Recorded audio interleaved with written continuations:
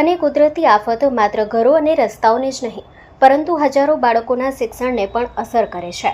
આવી જ મુશ્કેલ ઘડીમાં માનવતા અને સેવાનું ઉત્તમ ઉદાહરણ પૂરું પાડ્યું છે ગોકુલ ચેરિટેબલ ટ્રસ્ટે. જમનાબાઈ સાર્વજનિક હાઈસ્કૂલ ખાતે ગોકુલ ચેરિટેબલ ટ્રસ્ટ દ્વારા પૂરગ્રસ્ત વિસ્તારના બાળકો માટે સ્કૂલ દફતર વિતરણનો વિશેષ કાર્યક્રમ યોજાયો હતો. આ કાર્યક્રમમાં ગોકુલ ગ્રુપ દ્વારા અંદાજે 250થી 300 જરૂરિયાત બાળકોને વિનામૂલ્યે ગુણવત્તાયુક્ત સ્કૂલ બેગ્સનું વિતરણ કરવામાં આવ્યું હતું.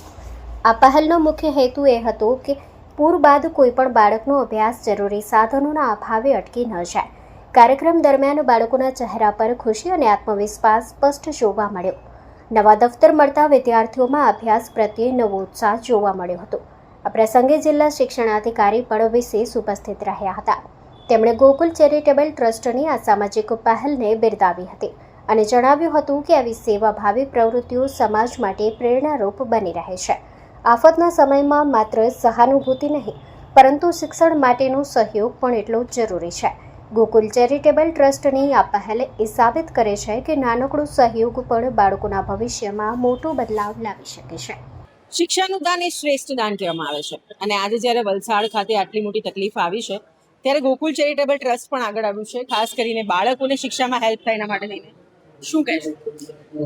જમનાબાઈ હાઈસ્કૂલ, જીવડી હાઈસ્કૂલ અને મણિબા હાઈસ્કૂલના અંદાજે 250 જેટલા છોકરાઓ આત્રે ઉપસ્થિત છે અને તમામને અમે સ્કૂલ બેગ આપવા જઈ રહ્યા છે. જિલ્લા શિક્ષણાધિકારી અને કલેક્ટરશ્રી મારફત અમને જે લિસ્ટ મળ્યું હતું એ 1000 છોકરાઓનું લિસ્ટ છે, એટલે અંદાજે 1000 છોકરાઓને અમે આ બેગ માટેની અમે વ્યવસ્થા કરી છે. અંતરિયાળ તાલુકામાં કે ગામડામાં પણ જઈને અમે આ બેગ આપવાના છીએ.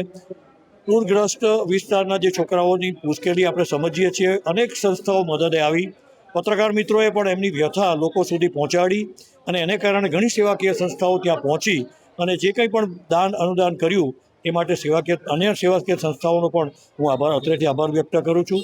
ગોકુલ ચેરિટેબલ ટ્રસ્ટ એમાં એક છે. દર વર્ષે અમે ગોકુલ ચેરિટેબલ ટ્રસ્ટ દ્વારા અનેક સેવાકીય કાર્યો કર્યા છે. આ વખતે શિક્ષણાધિકારી મારફત અમને આજે આ જે સેવાનો મોકો મળ્યો એ માટે ગુજરાત સરકાર તેમજ શિક્ષણાધિકારી છે તેમજ કલેક્ટરશ્રીનો અમે આભાર માનીએ છીએ કે આ સેવાકીય કાર્યમાં અમે પણ અમારું યોગદાન આપી શક્યા છીએ. તમે કહ્યું પ્રમાણે કે આજે તમે જમનાબાઈ હાઈસ્કૂલમાં આપી છે સ્કૂલ બેગ, આગળ તમે અંતરિયાળ ગામોમાં પણ સ્કૂલ બેગ આપવાના છો. અંદાજે કેટલા વિદ્યાર્થીઓને તમે આ સ્કૂલ બેગ પહોંચાડવાના? અમારી પાસે શિક્ષણાધિકારી મારફત અંદાજે લગભગ 1000 છોકરાઓનું લિસ્ટ આવ્યું છે. 1000 છોકરાઓનું લિસ્ટ માટે અમે 1000 બેગ મંગાવી દીધી છે. આવનારા દિવસમાં હજી પણ જે કોઈ રિક્વાયરમેન્ટ અમારી પાસે આવે એને પણ પહોંચી વળવાની મારી તૈયારી છે.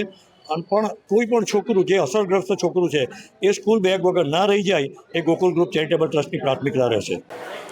વલસાડ ખાતે હાલ ખૂબ જ કપરી પરિસ્થિતિ છે. જે ગયા દિવસોમાં પૂર આવ્યું તેને લઈને ઘણા બધા, ખાસ કરીને બાળકોની વાત કરીએ તો તેઓ પાસે ન તો બુક્સ બચી છે, ન તો બેગ બચી છે. દરેક વસ્તુ જ્યારે તણાઈ ગઈ છે ત્યારે ખાસ કરીને ગોકુલ ચેરિટેબલ ટ્રસ્ટ દ્વારા આજ રોજ બાળકોને શિક્ષામાં અગવડતા ન પડે તેને લઈને સ્કૂલ બેગ આપવામાં આવી છે. વાત કરીએ જિલ્લા શિક્ષણ અધિકારી સાથે કે શું કહેવું છે.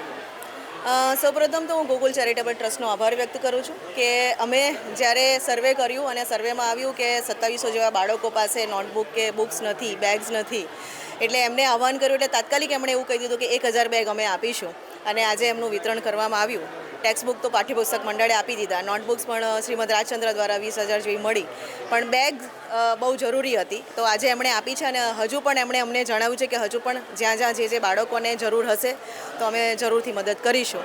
તો આવી સેવાભાવી સંસ્થાઓ દ્વારા જે વિદ્યાર્થીઓના ઘરે પાણી ભરાયું હતું અને જે બધું જ તારાજી સર્જાઈ છે અને વિદ્યાર્થી નિરાશ થયો હતો તે આજે એક પ્રોત્સાહન આપવાનો, એમને ફરી ઊભા કરવાનો જે એક પ્રયાસ થયો છે ટ્રસ્ટ દ્વારા, તો એ માટે અભિનંદન સાથે આભાર પણ વ્યક્ત કરું છું. અને અમારા તમામ વિદ્યાર્થીઓ આજે બહુ જ ખુશ છે કે એમને સરસ મજાની બેગ મળી ગઈ છે, એટલે સરસ રીતે એ લોકો અભ્યાસમાં આગળ વધી શકશે. સરકાર તરફથી પાઠ્યપુસ્તકો માટે પણ વાત કરવામાં આવી હતી કે જે સ્કૂલોમાં પાઠ્યપુસ્તક નથી ત્યાં પહોંચાડવામાં આવશે, તો ખાસ કરીને વલસાડ જિલ્લાની શું પરિસ્થિતિ છે? વલસાડ જિલ્લામાં માધ્યમિક અને ઉચ્ચતર માધ્યમિક જ્યારે અમે સર્વે કર્યું ત્યારે 2700 જેટલા બાળકો પાસે પાઠ્યપુસ્તકો રહ્યા જ નહોતા અને પ્રાથમિકમાં પણ 4000 જેવા, એટલે અમે તરત જ ગયા સોમવારે ડિમાન્ડ મોકલી આપી અને અમને મંગળવારે તો પુસ્તકો મળી ગયા અને અમે જેવા પુસ્તકો મળ્યા તેવા તમામ શાળાઓને આપી દીધા અને શાળાઓ પણ બાળકોને આપી જ દીધા છે, એટલે બાળકો પાસે નવા પુસ્તકો આવી ગયા છે.